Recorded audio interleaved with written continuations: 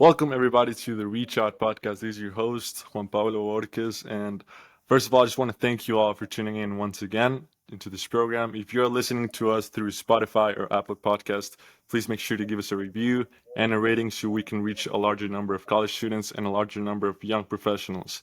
And also, just mind and check us on Instagram, TikTok, and YouTube for just the full experience of these conversations.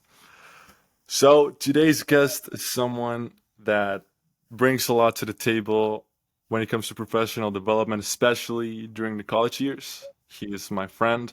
He's someone that I truly look up to in a lot of ways. So without further ado, Tony Nguyen, welcome to the podcast. How's it going, buddy?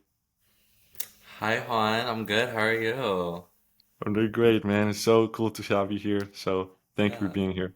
yeah, thank you for having me. Super excited for our conversation today.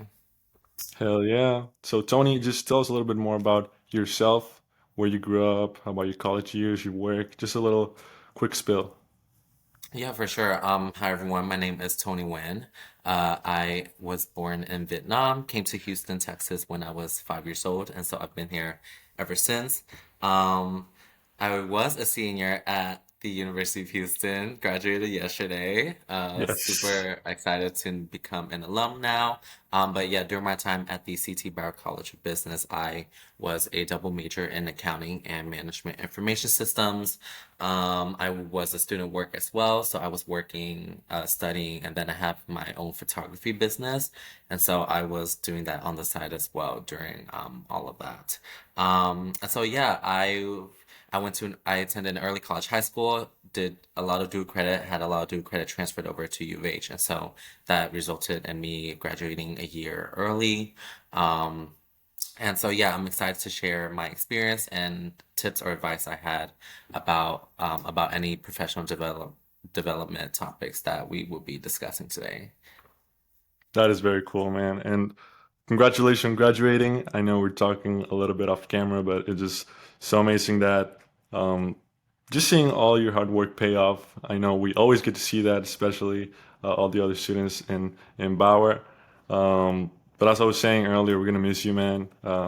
You definitely left a pretty big void on the other orcs. So I just wish you the best, honestly, man. I know you're gonna do great things. Thank you. Yeah. So, Tony, before we get into topic, I know that you are a huge coffee enthusiast and that you've definitely been around and taking your time to explore just different coffee houses here in Houston. I know we talked about this a few times, and you give me quite a hard time because I like Agora a lot, and I know you don't really like it. But just give us your three favorite coffee houses here in Houston for the listeners that want to visit. Yeah, for sure. So I am a huge coffee person here. I need at least one every morning I wake up. Otherwise, I'll be really grumpy. And so my top three locations that I usually go to would have to be first, Fourth and Nomad, the coffee bar. That one's in the Heights. Blendon Coffee. That one has a location in Sugarland and also in Montrose, Island Parkway-ish. And then lastly, I want to say Tenfold Coffee. That one I think is also in the Heights. And so yeah, all three are really great places to study, do some work. I go there a lot, and so yeah, happy to share. Honestly, that's great. That's great because like I know just one of them out of the three. I know I've been to Blendon, Sugarland, um, but the other two I need to check them out because like I trust you when it comes to coffee. I'll say that. Yeah. So to all the listeners, so today we're going to be talking about the importance of soft skills and how some of these soft skills really have an impact on your professional development journey. So Tony, let's start off with communication. Uh, It is often that I'll be talking with another student here at the University of Houston, and whenever they ask me about organizations and being involved, um, I tend to like bring you up to the conversation, and it's usually saying like, "Do you know Tony?" And I don't even have to say like your last name or anything because they usually immediately answer with, "Of course I know Tony." Like everybody in Bauer knows Tony. Like even people that I don't like, I haven't seen in org. So like, okay, so you know you're in the right track with being involved and with being like in different orgs. So Tony, how do you build? that reputation of being like approachable and like trustworthy for other students by having effective communication skills. Yeah, for sure. I think when I started college, it was during freshman year, 2020. Um, and so I was just at home, had all the time in the world. And so I kind of just was looking to make friends, build connections. I kind of knew that I wanted to build my professional career as I came in as a freshman. And so I joined the Management Information System Student Org, known as MISO, as well as Beta Alpha Psi, also known as BAP. And so I joined these orgs, and I quickly developed these communication skills where you are able to sell yourself essentially to the recruiters and companies that are coming to Bauer and the student orgs looking to hire students for their company. And so just through a lot of networking, coffee chats, attending like etiquette workshops, I think those were um, the key factors um, that played into how I developed these skills, and essentially being comfortable enough to kind of relay what I've learned back to, incoming freshmen or mentees during my college journey. Yeah. Definitely. And I think key thing that you mentioned is um, trying to be involved as soon as you get there and trying to build those relationships, feel like those connections. Even like I know you were in college in 2020, which was COVID time and everything was virtual from what I've heard, especially in UH. So even in those circumstances where it may seem hard to build friendships with your peers, you heard it here first. Tony is a great advocate for um, just getting out of the comfort zone in that sense and just reaching out to other people. That's what it's all about. Yeah. And Tony, you mentioned how to sell yourself and how that became a big part of your communication with the more professional side of communication, right? So talk to us about the importance of being able to effectively communicate in a professional environment, for example, an interview with a company recruiter or a networking event, etc. Yeah, for sure. So entering as a freshman, you are required to take these, what do you call it, prerequisite class. And then I think that one class that really helped the most was the general business class, also known as Gen B, that Professor Jamie Berlin teaches. And so that kind of gives you an overview of the whole recruiting process, what to do, what not to do, professional development tips. And so through there, I learned about the elevator pitch, how to present myself to professionals in professional setting environments. And then I took those tips. What to call it? I did a reflect. I edited my resume, and quickly learned that whenever you present yourself to a recruiter or a professional, you want to seem confident because you want to seem confident in yourself. Because if you're not confident in yourself, then they will not be confident that you are a great fit for the role slash company. And so this kind of leads to whenever you're meeting them at a career fair or at a professional meeting at a student org, um, just knowing how to pitch yourself, aka the 30-second, 1 minute elevator pitch, and just being able to talk about how you could contribute to the table and what kind of your skills are. Like, you definitely do not have to be technical or know much, but as long as they see that that you present yourself well and that you're comfortable and that you're professional and confident in yourself, that's a great thing. And so, yeah, I think just being able to sell myself that way and then being confident in my skills and abilities and how I could contribute to the table, I think that's helped me a lot along the way. Yeah. That's amazing, man. And I do want to highlight what you mentioned about the class Gem B, which is one of my favorite classes ever, especially for being able to be taught by Jamie Boleyn. All my Bowery baddies, as the people like to say, they know that Jamie Boleyn is a badass and is someone that I truly look up to.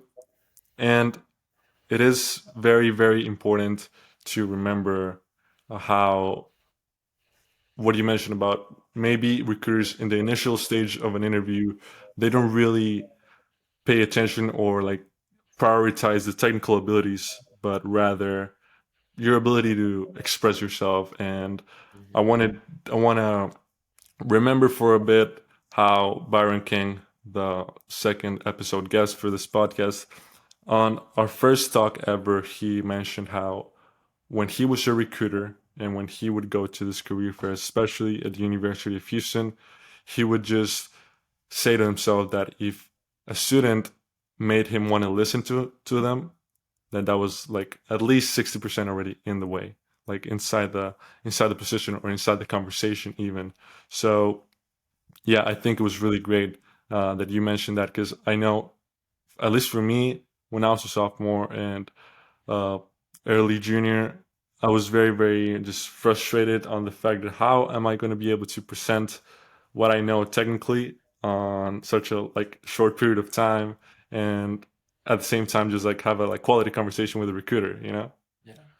is is tough. But like it is very important what you mentioned.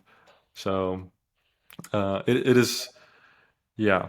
I just want people to understand that, and yeah, this is going to bring you to a lot of places. Tony, moving into the skill of creativity, you're a great example of taking your passions in life and creating something of value out of them. So, for those who don't know, Tony spent part of his senior year of college being the Amazon Prime student campus influencer here at UH. And he was also published by the Harvard Business School website when sharing about his experience during the summer venture in management program last year. So, Tony, just tell us, how did your creativity allow you to stand out from the competition during these occasions that I just mentioned? Yeah, for sure. So I entering college, I kind of knew that I wanted to be involved. And I think that was in my mind, that was like, being involved and well-rounded is pretty much how you're gonna stand out from the rest of the student body, or whenever you meet, or whenever you're in the recruiting process, that's how you're gonna stand out. Um, And so I took it upon myself to join the student works at school, but also seek opportunities outside of school, such as, being involved at church or the community, volunteering, external programs like leadership programs for freshmen, sophomores, the summer venture and management program, and the Amazon Prime student. Those are perfect examples of, just thinking outside the box and seeking opportunities to be involved, because whenever you're involved in stuff like that, it is a great conversation starter during interviews as well. Just referring back to how I said that, recruiters are not looking for you to be super technical. They just want to see you, your personality, see what you're involved with, how you're giving back and making an impact. A lot of the times they see my involvements on my resume, and then that will be an instant spark in the conversation, just for them to ask questions and learn more about what I do and how I give back. And so, yeah, I always encourage my mentees and freshmen, sophomores I meet to seek opportunities, outside of school, and just have fun with it. It may a lot of don't be like me and take on a lot, which was very stressful at one point at a semester. Um, but yeah, definitely learn how to balance all of the tasks, but and then also still getting to enjoy what you do. Yeah. Definitely. And Tony, now that you mentioned um, seeking opportunities of being involved outside of school, I do want to mention your involvement in the Early Admit as a campus ambassador for last year. I read about it and I thought it was such a cool initiative. So just tell us a little bit more about what it is and what you did last year on that program.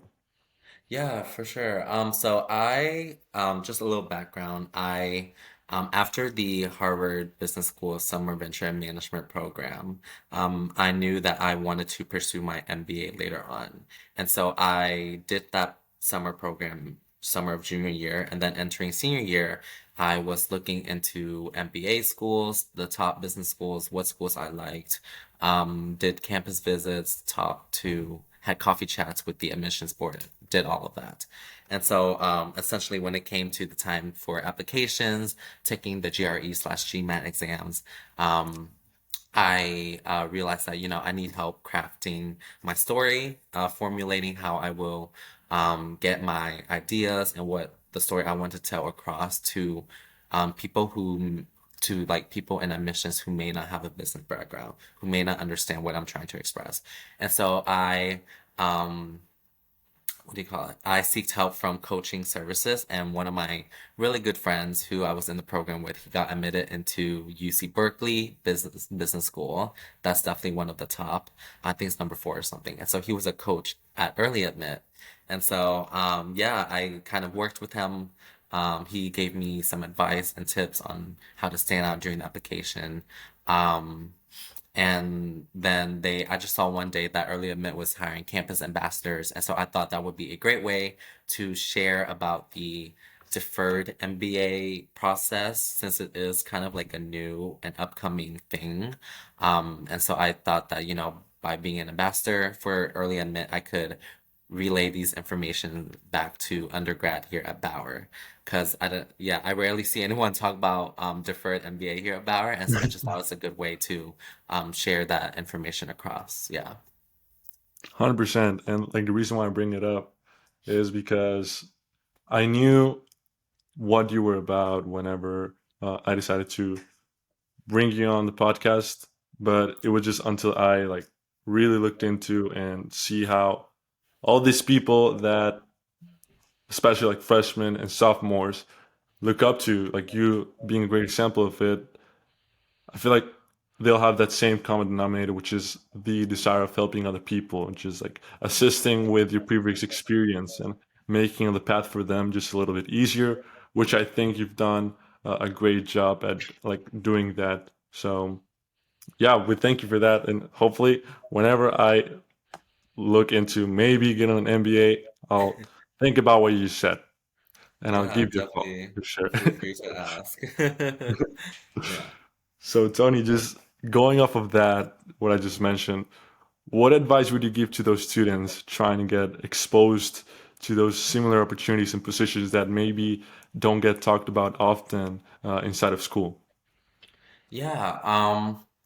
I think for me, starting out, it was having friends who were a part of external organizations. So, some people I know, you probably know her, Angelica Boyanos from HBSA, she's involved in so many stuff. And so surrounding yourself by people who are involved with so many organizations, you're able to support each other, share opportunities that you find. Because I know, like, we're Empower Ambassadors, and there's a group chat just for opportunities where we send, applications, um, different programs to uh the group chat to share. Okay. So I just think that surrounding yourself with friends who are involved as well really helps me out. Yeah. 100%, man. And I do like that you mentioned Angelica because, like, Yeah. Angelica's a badass. We're actually having her in the podcast sometime this week, so your episode will come first and her will come second. And actually, when I was like simultaneously looking up questions and like formulating the questions for you, Tony, and for Angelica, I found a lot of similarities, not only in your like upbringing during college, but also it's so weird. Like it was like a pattern of like objectives. Like throughout the things that you guys did, you could always find a way that this would help the freshmen and sophomores that were just coming up. Like all those things that, especially like Angelica, I know that she is always constantly shooting out opportunities for the people and shooting out opportunities for the students.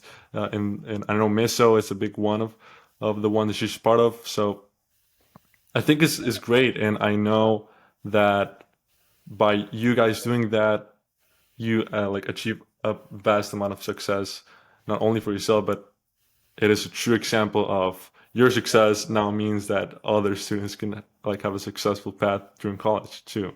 Yeah, for sure. I think a main reason why we kind of do what we do was that, I think both of us, when we were minorities, growing up in underserved areas, I think that was a really um, that played a key part into how we develop ourselves. Entering college, being motivated to defy the odds, seek opportunities, seek mentorship. I think we had great mentors, and so now we just want to, lead by example and be mentors for students that we were once in their shoes. And so, yeah, now I think just giving back through give sharing opportunities or mentorship, I think that's what we're trying to do. Yeah. That is amazing. And this is a little bit off script, but I do want to ask you out of curiosity, are you planning on coming back to UH, uh, like doing any type of alumni like opportunity or something like Yeah, of course. that? I'll definitely be there for I think some of the Bauer alumni events, such as like the Bauer Gala, events where they will be having Deloitte. I would love to be a part of the Deloitte recruiting team. Maybe Misso whenever they have the alumni mixer as well. Yeah, I look forward to kind of being a part of mentorship alumni slash current students mentorship programs. Yeah. Um, yeah, I think that's how I would just stay connected with the college as well as giving back in that sort of way. That's amazing, man. That's amazing, and I hope you can see you in campus in the next semesters. But moving on from that, Tony, you mentioned at the beginning your entrepreneurship for photography. I want to ask you about when photography. So for the listeners that are not very familiar with this, just briefly talk about this project, especially what that means to you. Yeah, so I started my photography business, Wintography, back in senior year of high school. So I think late 2019, early 2020. I kind of just started taking pictures of my friends, family. I was in a photography club, so that kind of helped spark my interest. But yeah, I got my first camera. I think my sister bought it, and then we were trying to hide it from my mom because it was expensive. Um, but yeah, I got my first camera, was super pumped. Started taking pictures of people. I forgot when I started charging people for photos. That and so yeah, eventually I kind of took my close friends' grad photos, high school grad photos, and then through that I formulated my business website, my portfolio, put my portfolio together. Really learned how to elevate the business. Um, I wouldn't call it a business back then, but now it is a business just because of the amount of innovation I put into it. But yeah, so from the business I learned a lot of skills because it's one to have companies have employees to do different stuff, but it's one to be your own boss, your own employee, doing all the stuff such as being your own accountant, marketing person, customer service because you're constantly seeking clientele. And so I think from my business, I learned so much about the business model, how to manage my money, cost, expenses, how to make a profit, and most importantly, just like developing um, professional skills such as customer service, how to talk to customers and how to present yourself and your business in a professional manner. Yeah, and so I think my business really helped me out during my college years as well. And it's also a great talking point whenever I'm in an interview. A lot of the managers and seniors that I worked with, later on, I take their family photos, and so it's always fun. But yeah, that's how I started my photography business and how it helped me develop my skills. Yeah. That is amazing, and it is so cool that you talk about those things that in the beginning you just do it for fun, but then it becomes a responsibility whenever you don't maybe want that responsibility of like the numbers and the whole stuff that, Yeah. as you mentioned, other companies have like other people do it, but I know that you have to do it all yourself. And I'm guessing that part of that motivation, part of being so driven in your business is because of how much you love that project. And I know you're very passionate about the photography. And I've seen your work. And for all the listeners that haven't, it is amazing. So I'll make sure to link it in the chat or whatever below in the description. Whenever you're graduating, Tony's the man. I'll let you guys know right now. um, Tony, I want to talk to you about time management. You mentioned juggling a lot of activities and juggling a lot of things in your college lifetime. But I wanna mention how having all those programs and being involved on top of being a college student trying to handle not one but two majors and also working at the same time. How did you handle all that successfully? Like what worked for you or what keeps working for you? Yeah, my number one motivator was definitely coffee. Having coffee was really essential, as a college student. But on a serious note, I think during COVID, when I was just at home, I think it really gave me time to think and plan out what I want for myself long term. You sit there, you watch all these videos on YouTube, how people say organize, all these vlogs about how people manage their time, be successful. And so it essentially came down to knowing how to manage your time and then organization. And so I think those two go together, side by side, because they just tie in with each other that way. And so I think that really helped me, knowing kind of knowing how to prioritize. Of course, academics always came first, and then, second was what I was involved in.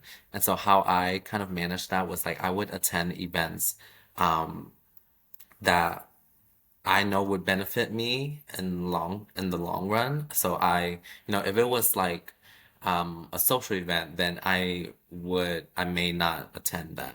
But if it was like a professional development event where, a company that I wanted to work for would be there, then I would definitely prioritize that as well. So just knowing how to prioritize, um, how to block off time, for rest days, um, block off time for homework, study, all that. I think that was really important for me. And then, I use a organization platform called Notion. That was my best friend for the last, 3 years. Um, Pretty much all of my life is in Notion. It gives you a overview of your calendar, planner, to-do list, everything you could ask for.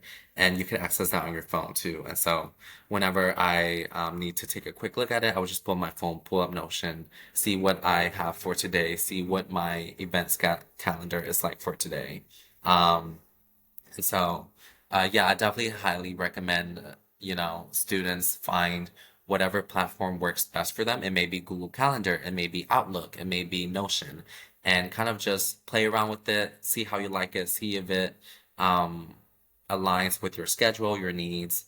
And through there, I would just block off time, make my weekly schedule in advance. And that's how I really really manage my time and schedule during college. Yeah. That is amazing, and I do want to highlight your use of Notion because I know you don't know this, but I just started using Notion because you were using Notion. Like there was a meeting for Bauer Ambassadors. I know Nathan was performing that meeting, and I was just I remember I had just parked my car and I was looking at the meeting on my phone, and I remember in the comment section of the group chat or whatever, while Nathan was speaking, you were typing, "I literally have all my life in Notion, guys. Get on it." And I was like, "That's a really good idea." So I started using it, and I love using it. I use it for everything for the podcast, for simple things, just like going to the gym. It's great for organization and, like as you say, time blocking. So for anyone that is not on Notion yet, definitely pick it up. Or any of the other tools that Tony mentioned. They're really good. Yeah, yeah. For me, Notion it was just a good way to keep myself in check, check off all the tasks I have for the day. I am a person where I have to know what I'm doing pretty much a week out in advance, by what hour, by what time. And so Notion was a really great platform for that because I essentially plan out my day and block off my time by the hour, knowing what I will be doing. And so, yeah, I did that all throughout college. And so that was pretty much a lifesaver for me. Yeah. Awesome, man. So, Tony, I love playing the time machine game. This is one of my favorite games to play in this podcast. So, let's go back to 3 years ago to 2020, and you're sitting right in front of 18-year-old Tony. What advice would you give to him? Yeah, if I could go back in time and, give my younger self some advice, I would tell him that you do not have to know everything, and you do not have to be a people pleaser. Because I think back then I was really in the mindset where, oh, I have to do this, I have to do that, to be ahead of someone, to be ahead of the competition.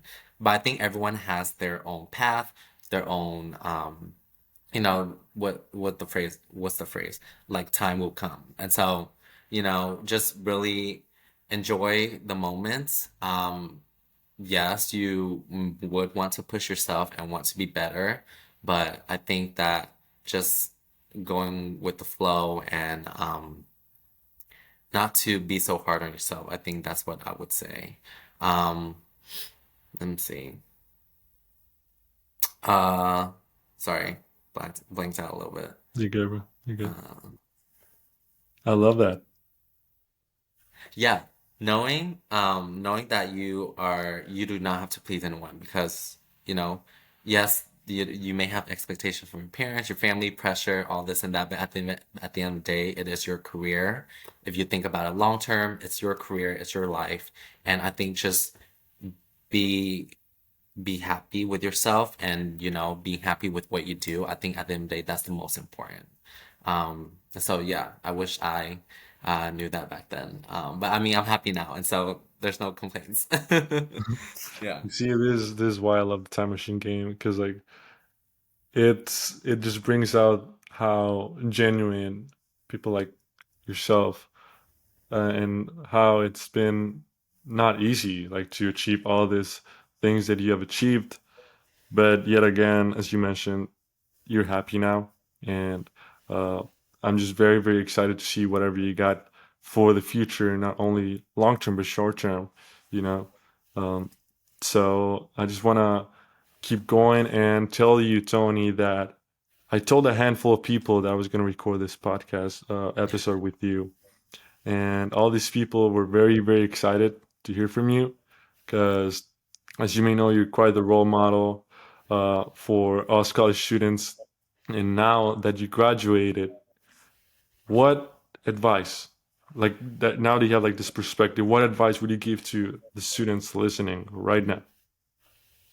Yeah, I would tell them, if you're not involved in an organization or a student org, if you're not involved in something, whether that's volunteering, community service, get up, seek that opportunity, seek opportunities outside of school, seek mentorship. I think having mentors, having so many mentors throughout my college journey, that really helped me get somewhere, because these mentors are the ones that have gone through it. They may be a CEO at a company one day. They may be a partner at a company, seek a mentorship because at the end of the day, they'll be the ones that will vouch for you, create opportunities for you.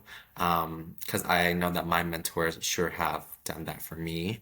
And then taking that experience and then giving it back to students who were once in your shoes. No, giving that to students who you were once in their shoes.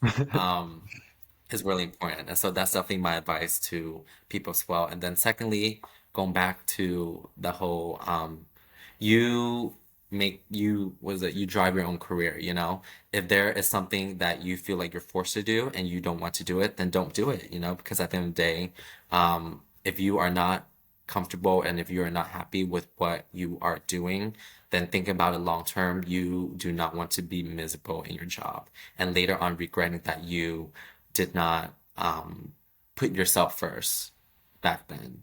And so I think that's just something that I hope people take away from this conversation. Um, and yeah, I am here. If anyone ever needs anything, add me on LinkedIn, Tony Nguyen. I am always here for conversation, coffee chats. I have so many people that reach out to me to kind of just learn more about different stuff that I was in. I'm always happy to schedule that as well. And so, yeah, definitely let me know if you need anything. Um, Thank you for having me here today. Absolutely, man. And like just concluding with this episode, I have a couple questions off topic that Mhm. I do like to ask to all the guests. So first one is, if you would like to take this chance to express your gratitude towards someone or a group of people or whoever, uh, who would that be? Okay. A group of people. Let me see. Could it be multiple people? Whoever you want. Okay, for sure. Yes. Let me see. So I definitely mentioning, referring back to how I had so many mentors throughout my college journey. I definitely want to show my gratitude to some of the greatest people I've met, during the recruiting process who are now I'm best friends with. I want to say, let me think. Okay, Angeli from EY, Blake from EY, Emma from EY, Raphael from Deloitte, Miriam from Deloitte, uh, another Emma from Deloitte, and then Amy from Deloitte. Okay, and then Michael from CBIZ. Okay, these people I met in the recruiting process. Most of them are U of H alum, and so you can see how having relationships with U of H alum and staying connected, having mentorship really played out. But yeah, these people kind of took me under their wing whenever I was at the internship at EY or Deloitte. And uh, really just connected through them, just through like normal human beings. We had very casual conversations, but I think during the internship process, during the interview process, they were the ones that helped a lot for me to kind of make my decision, know what I want to do, um, look for roles, which roles may be the right fit, which roles may not be the right fit. And these people are the ones that, vouch for me. And are supporting me throughout this step of the way. And I still talk to them to today. And so, yeah, I just want to give a shout out to that. And also my ex supervisor slash manager from Deloitte Madison, she is amazing as well. She wrote my letter of recommendations to all six MBA schools that I applied for. And she was my manager during the Deloitte internship. And so I'm super grateful for Madison, and she's an alum. So, yes, emphasizing building relationships with alum and staying connected with them. Yeah. That is amazing, man. And it makes me so happy that you have all this like good network of people that you feel grateful to because like it just shows how people are here to support each other, people are here to help each other. And it is truly, truly something awesome. And Tony, last question of this episode. I want to ask you, man, what makes you happy? Yeah, I think what makes me happy is just knowing that through the things I do, how that could impact someone's life, even if it's just one person, that is still making impacts, making change. Coffee makes me happy. Seeing people succeed makes me happy.